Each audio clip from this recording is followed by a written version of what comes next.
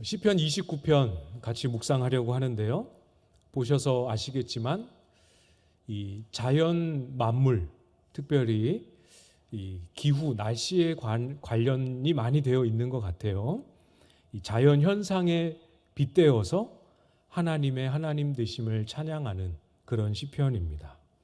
네, 시편 우리 같이 읽으면서 혹시 느끼셨는지 모르겠습니다. 하나님을 찬양하는 시편이지만 직접적으로 하나님 찬양합니다 또는 하나님 찬양할지어다 이런 표현은 등장하지 않고 있지요. 대신에 하나님께 영광을 돌리는 고백과 선포로 찬양을 대신하고 있습니다. 그래서 설교 제목도 영광을 돌릴지어다 했죠. 영광을 돌린다라는 것 우리가 많이 듣고 또 많이 그 표현을 사용하지 않습니까? 찬양에서도 특별히 오늘 찬양에서 더더욱 하나님께 영광 이런 고백들 우리가 많이 하기 때문에 영광을 돌린다 굉장히 익숙한 표현 아닙니까? 근데 영광을 돌린다 구체적으로 무엇을 어떻게 하는 것이 영광을 돌리는 것일까? 어떻게 하면 이것이 하나님께 영광이 되는 것을 우리도 알고 이게 하나님께 영광이구나 라는 것을 확인할 수 있을까 하는 부분을 같이 고민을 해보면 좋을 것 같아요. 그래서 시편 29편 우리 같이 묵상하면서 하나님께 영광을 돌리는 삶의 의미와 내용 그리고 실제로 하나님께 영광을 돌리는 삶 안으로 우리를 부르시고 초대하시는 그 은혜 같이 묵상하는 시간 가져보려고 합니다. 먼저 2절 말씀을 보시면 여호와께 그의 이름에 합당한 영광을 돌리며 거룩한 옷을 입고 여호와께 예배할지어다. 1절에서 우리 1절을 읽지는 않았습니다만 1절에서 영광과 능력을 여호와께 돌리고 돌릴지어다. 그래서 영광을 돌리라는 선포를 한 후에 2절 우리가 읽은 2절에서 영광을 돌리는 삶이 어떤 것인지에 대해서 조금 더 분명하고 조금 더 다른 표현으로 설명하면서 선포하고 있습니다. 서두에 말씀드렸죠? 하나님께 영광을 돌린다는 게 구체적으로 어떤 의미일까? 하나님께 영광을 돌리는 것의 첫 번째 의미는 이 2절에 있는 것처럼 그의 이름에 합당하게 행하는 것입니다. 하나님의 이름에 걸맞게 행동하는 것, 그것이 영광을 돌리는 삶이에요. 하나님의 이름에, 이 하나님의 이름, 여호와의 이름이라는 것은 여호와라는 이 이름으로 우리가 표현하는 호칭, 단어만을 의미하는 게 아니고 그 여호와라는 이 단어 속에 또 여호와를 우리가 부를 때 그 마음과 고백 속에 담겨 있는 하나님의 성품, 하나님이 어떤 분이신가, 하나님의 속성, 이것을 이름 이렇게 표현하고 의미합니다.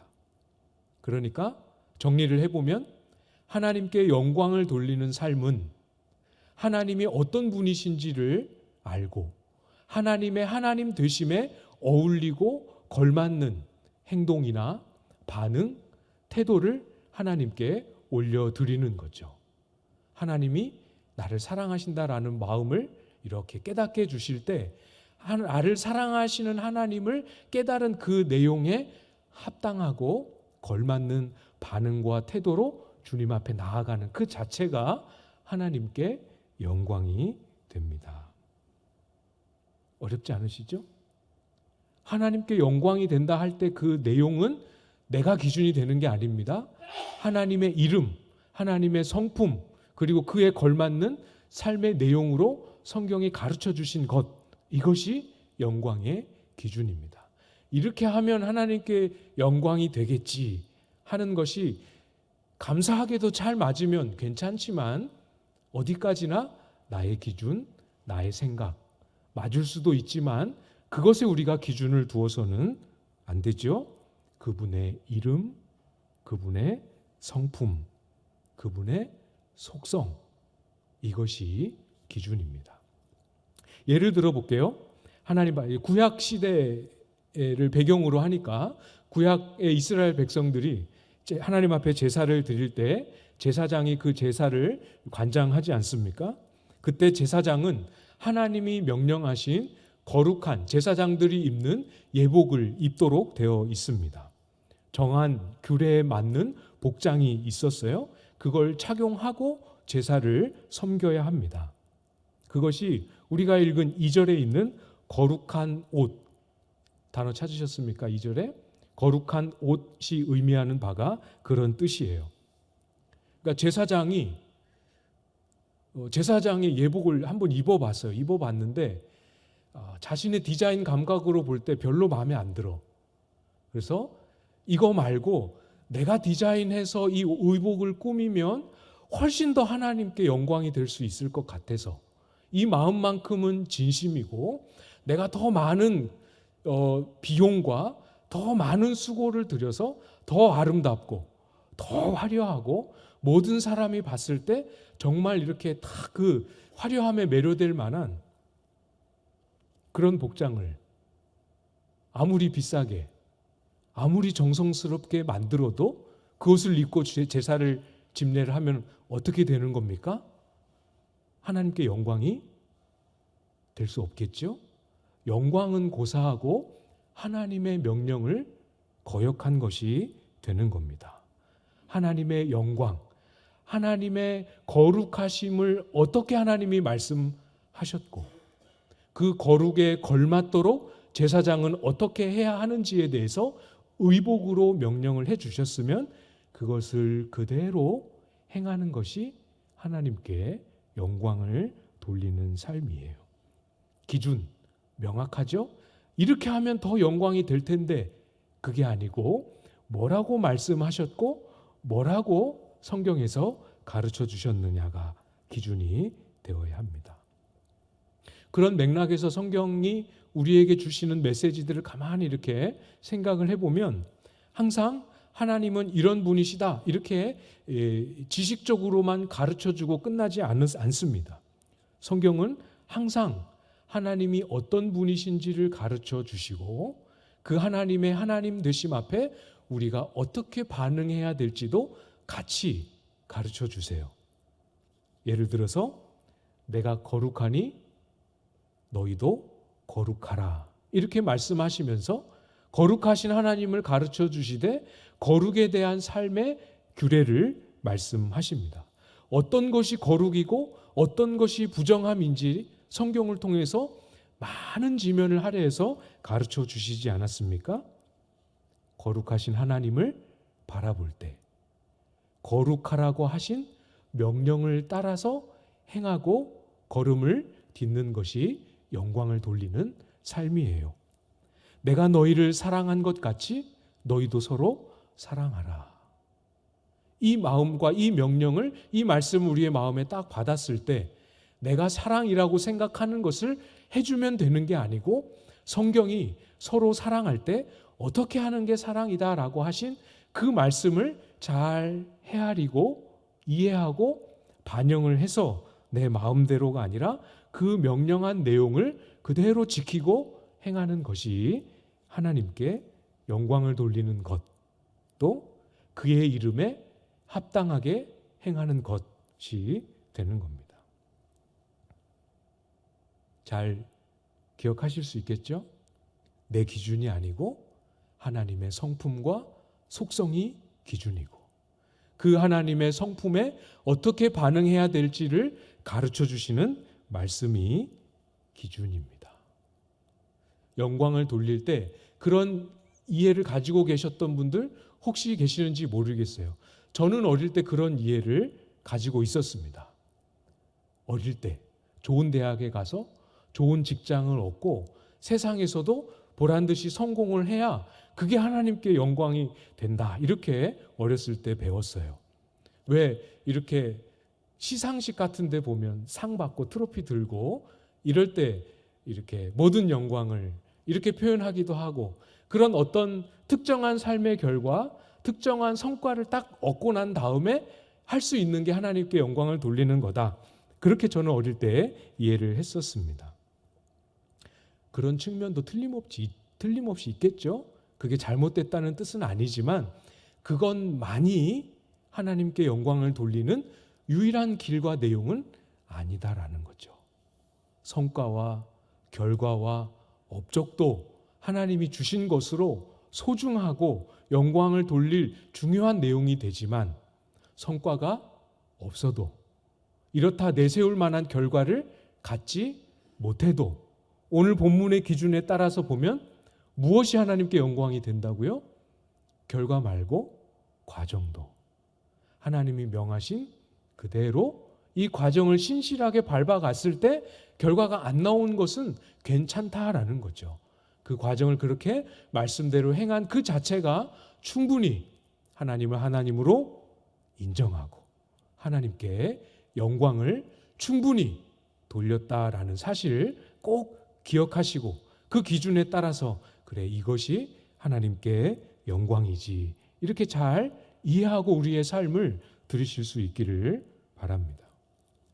하나님께 영광을 돌리는 삶, 두 번째는 3절 이하의 내용으로 우리가 확인하게 되는데요. 일단 3절을 좀 읽어보도록 하겠습니다. 같이 한번 읽어보겠습니다. 시작. 여호와의 소리가 물 위에 있도다. 영광의 하나님이 우레소리를 내시니 여호와는 많은 물 위에 계시도다.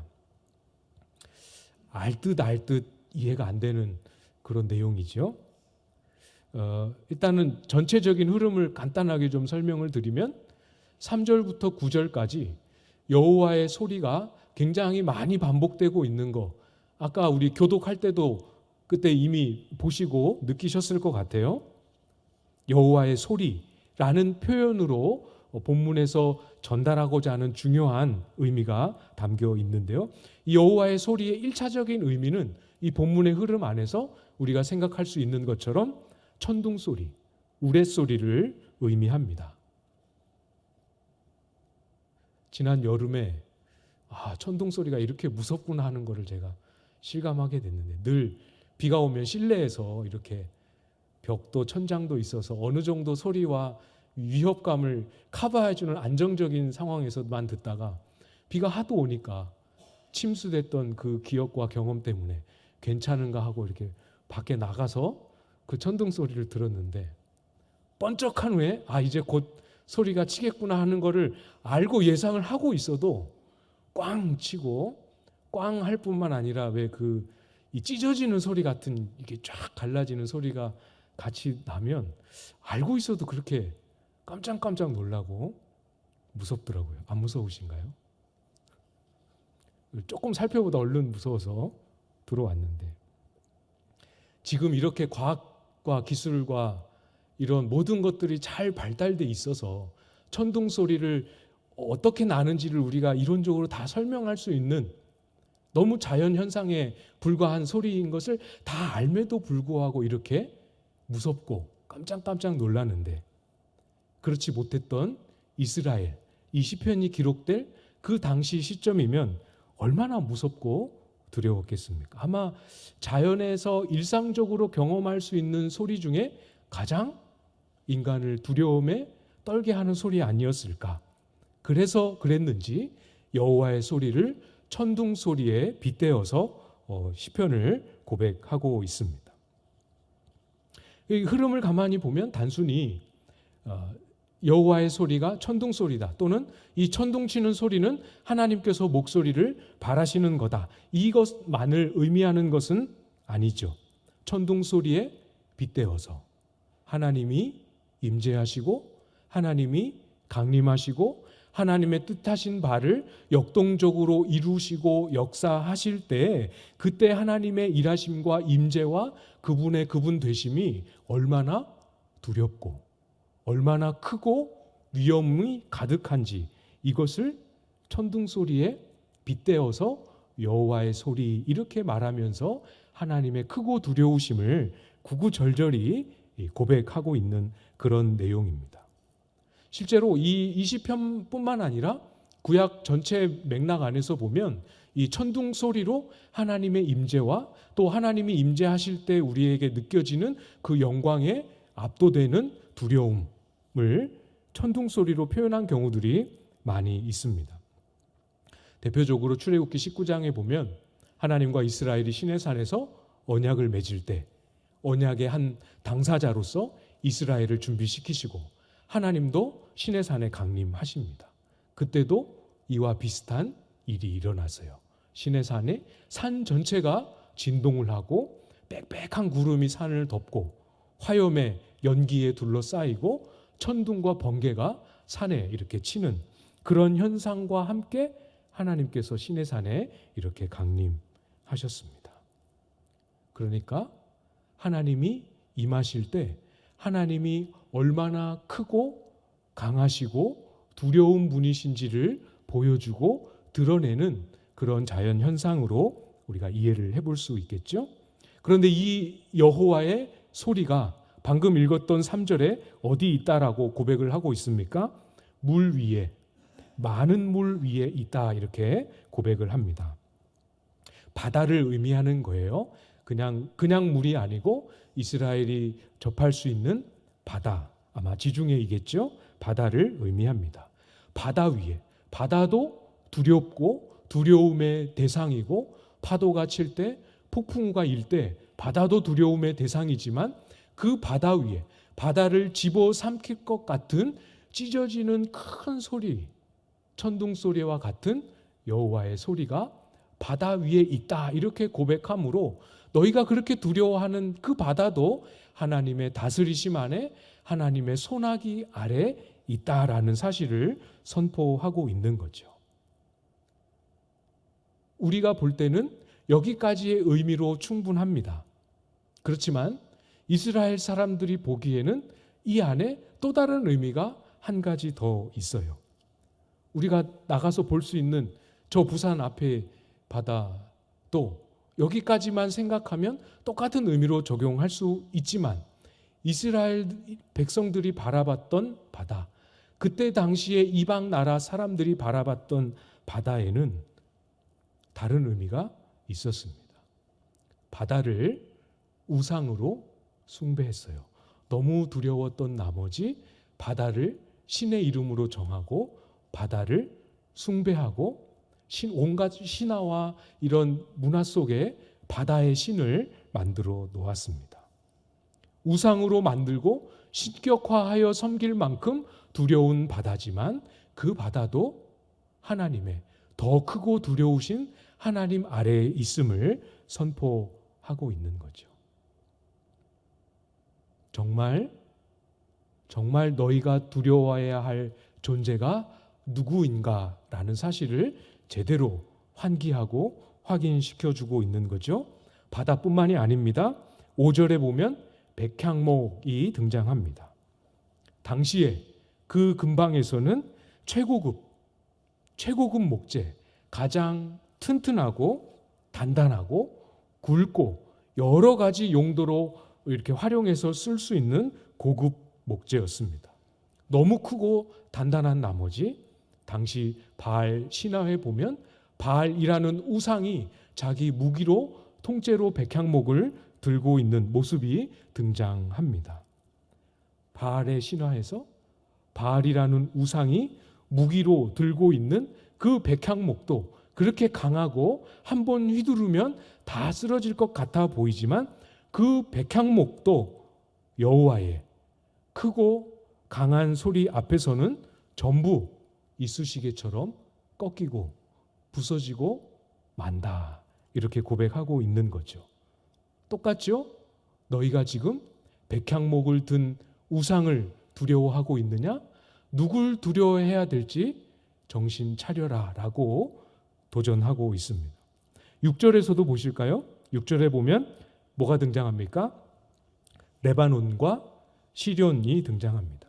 레바논은 레바논 산맥, 깊고 험중하고 높은 산들로 꽉 들어차 있는 레바논 산맥을 의미하는 것이고, 시련은 이스라엘 북부의 헐몬산을 다른 나라 사람들은 시련 이렇게 불렀다고 해요.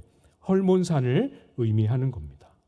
그때 당시에 사람들 시각에서는 깊은 산, 높은 산, 여기는 덥고 햇볕이 쨍쨍 내리쬐도 저 산 꼭대기에는 구름이 있고 눈이 아직 녹지 않은 채로 있고, 그런 산을 보면 왠지 두렵고 왠지 저 산 속에는 뭔가 있을 것 같은 그런 마음이었었는지, 똑같이 산과 산들도 우상과 다른 신들이 거처하는 처소로 그렇게 숭배했던 것이 그때 당시에 사람들의 시각이었습니다.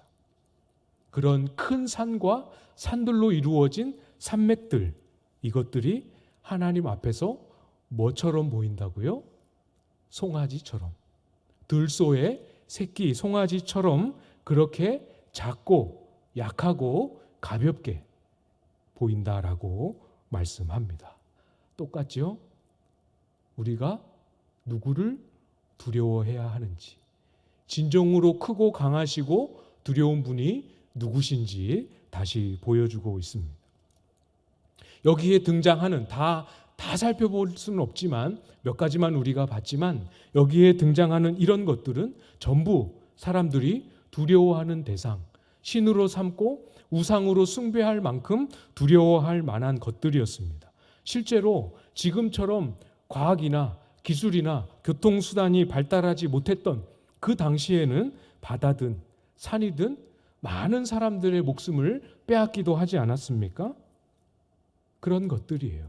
그러나 오늘 이 시편은 그렇게 두려운 것들이라 할지라도 우리의 우상으로 우리의 삶에 우리의 신앙에 침투할 만큼 그렇게 두렵고 위험이 될 만한 것들이라 할지라도 그 모든 것이 사실상 하나님의 손아귀 안에 하나님의 다스리시고 호령하시는 권세 아래에 있음을 자연 현상에 천둥 소리에 빗대어서 여호와의 소리 이렇게 선포하고 있는 거죠. 선포하기만 하는 것이 아니라 우리에게도 동일하게 도전하고 있지요. 정말 무엇이 그렇게 두려운가? 우상처럼 여길 만큼, 신격화할 만큼, 숭배할 만큼 정말 그 정도로 두려운 존재 맞는가?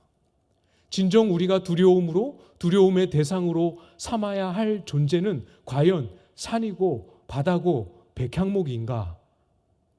그 모든 것을 창조하시고 다스리시고 주관하시는 진정한 왕이신 하나님이신가?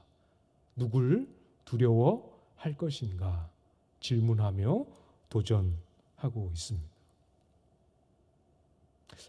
적용하기 위해서 우리의 삶을 이렇게 한번 돌아보면 좋겠죠? 과연 나에게 있어서 하나님을 제외하고 나에게 있어서 나의 마음에 두려움이 되고 있는 것은 무엇인가? 한번 잘 곰곰이 생각을 해보시면 좋을 것 같아요. 몇 가지 예가 될 만한 것들, 여러분이 그렇다는 의미가 아니고 공통적으로 우리에게 공유될 법한 몇 가지 예를 들어보도록 하겠습니다. 미래라는 것은 모두에게 공통의 두려움이 되는 것 같아요. 앞으로 어떻게 될까에 대한 두려움. 또 그것과 관련해서 조금 더 구체적으로 보면 실패하면 어떻게 하나 하는 이 실패에 대한 두려움 있을 수 있겠죠? 믿음으로 살고 하나님 의지하며 살고 말씀대로 순종하며 살겠다라고 하지만 그렇게만 살다 보면 내 미래가 좀 불투명하고 불행하지 않을까? 그렇게 살기는 살지만 그것만으로 나의 삶을 채우다 보면 나의 미래는 실패한 미래, 실패한 인생으로 나 스스로를 그렇게 낙인 찍게 되지 않을까 하는 이런 막연한 염려와 두려움. 이런 것이 우리로 하여금 끝까지 변함없이 신실하게 하나님을 붙잡고 신뢰하며 나아가는 걸음에 참 많이 방해가 되고 또 장애물이 되곤 하고 있지 않습니까? 그러다 보면 하나님께 영광을 돌리는 삶은 우리의 관심 속에서 점차로 벗어나게 되지요. 또 때때로는 사람들의 비난이나 비판이나 이런 것들이 두려워서 하나님의 이름에 합당한 행동이나 삶의 내용을 끝까지 유지하기를 포기할 때도 많이 생기지 않습니까? 사람들이 이렇게 하면 날 어떻게 볼까? 또 내가 손해보고 불이익이 생길 것에 대한, 실제로 그렇게 안 될 수도 있는데 그렇게 될지도 모른다는 생각 때문에 두려워하는 마음이 생기게 되기도 합니다. 아주 몇 가지만 예를 들었지만 사람마다 이 두려움이 작용하는 요소는 정말 다양하고 많이 있을 수 있지요. 이 두려움이 우리의 마음속에서 딱 불꽃을 틔우고 점화되기 시작할 때, 그때부터 이 두려움을 정복하고 다스리기 전까지는 하나님께 영광을 돌리는 삶을 참 집요하게 방해하고 흐트러 놓게 됩니다. 어떻게 해야 될까요? 안 두려울 수는 없습니다. 그렇죠? 대신에 진짜 두려워할 대상을 바꿔야 하는 거죠. 하나님에 대한 두려움이 우리 속에 회복이 되어야 합니다. 하나님 두려워함. 하나님을 첫 번째로 놓고 제일 두려움의 대상으로 여기는 그런 마음만 우리 속에 크게 회복이 되어도, 다른 것에 대한 두려움이 안 사라졌어도 하나님에 대한 두려움만 온전하게 회복이 되어도 굉장히 많은 유혹들, 타협하고 싶은 유혹들 이길 수 있게 됩니다. 오늘 본문 4절에 있는 것처럼 여호와의 소리가 힘 있으며 여호와의 소리가 위엄차도다 하는 이 고백과 같이 하나님이 진정한 힘이시고 하나님이 진정한 능력이시고 하나님이 가장 크시고 하나님이 가장 높으시고 가장 큰 권세를 가지셨기 때문에 다른 그 무엇보다 누구보다 하나님을 두려워하는 것, 이것이 우리의 마음속에 조금씩이라도 회복되기 시작해야 됩니다. 진짜로 때가 되면요, 지금은 그렇게 안 보일지 모르죠.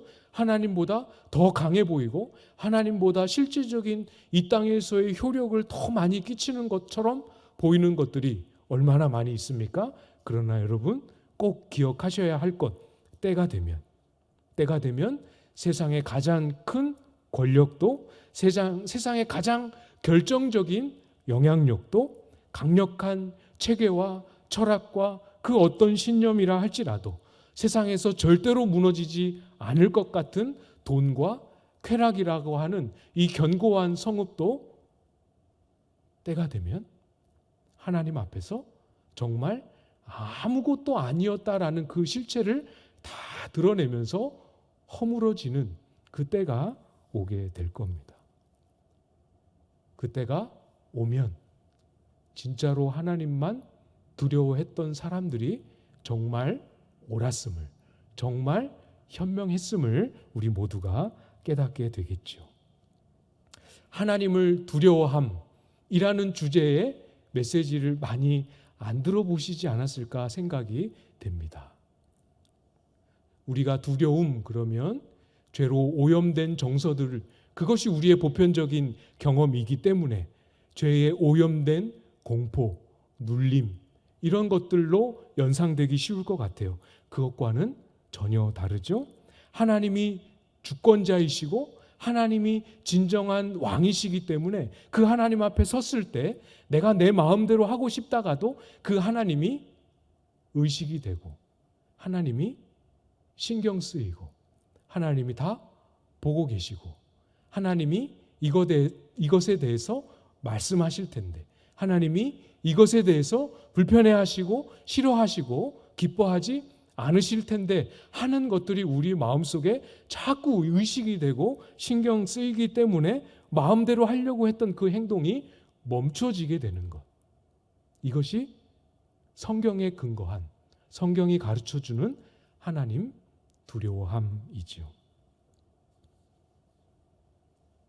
하나님이 사랑이시다라는 그 진리 앞에 딱 마음이 부딪힐 때 하나님 두려워함이 살아있고 회복된 사람이라면 다른 사람에게 성질대로 마음대로 하고 싶다가도 사랑하라고 사랑이신 하나님이 생각이 나고 신경이 쓰이고 이걸 내 마음대로 이렇게 도저히 못하겠는 그 마음에 갈등하고 고민하고 소갈이하게 되는, 이것이 바로 하나님을 두려워하는 삶의 모습입니다. 우리가 생각했던 그 막연한 공포와는 전혀 다른 모습이지요. 또 하나님 두려워함 이렇게 했을 때 하나님을 두려워할 대상으로 여기면 우리 아버지신데 얼마나 따뜻하고 사랑이 많으신 친밀한 사귐과 동행을 나누어야 할 분인데 하는 이 부분과 상충이 되고 잘 조화가 되지 않을 것 같은 그런 어려움을 느끼시는 분들 혹시 계시는지 모르겠습니다. 성경이 가르쳐주는 올바른 건강한 하나님을 두려워함은 저와 여러분을 눌림과 억압과 하나님과의 불편함, 멀어짐으로 데려가지 않습니다. 분명히 약속하셨어요. 해보십시오. 하나님을 의식하고 하나님을 신경 쓰는 것 때문에 나의 삶에, 행동에, 말에, 생각에 자꾸 영향을 받는 그 삶에 들어가 보십시오. 눌리고 억압받고 구속받고 스트레스 받는 것이 아니라 다른 것이 약속되어 있습니다. 11절 말씀인데요.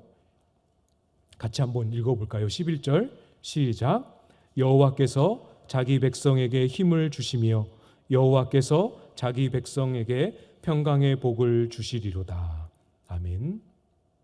하나님을 두려워하면 우리가 막연하게 생각할 때 좀 이상할 것 같지만 그렇지 않습니다. 하나님을 두려워함을 회복하고 그 두려워함 가운데 하나님의 이름에 합당한 영광을 돌리기 시작하는 사람의 삶에는 하나님이 힘이 되어주시고 그런 사람의 삶에는 하나님이 평강의 복을 더하시리라 이렇게 약속하셨습니다. 해보십시오. 해봤더니 정말 그렇더라. 하나님 두려워하는 삶에 조금씩 회복되고 들어가 보았더니 정말로 그 안에 평강이 있고 정말로 그 안에 하나님 주시는 힘이 있고 정말로 나의 삶이 하나님께 영광이 되는 것 같은 그런 느낌과 그런 감사와 그런 위로와 기쁨이 있더라. 깨닫고 경험하고 다른 연약한 지체들에게 격려해 줄 수 있는 천국 시민다움으로 우리의 삶을 채워가는 저와 여러분들 다 되실 수 있기를 주님의 이름으로 축복합니다.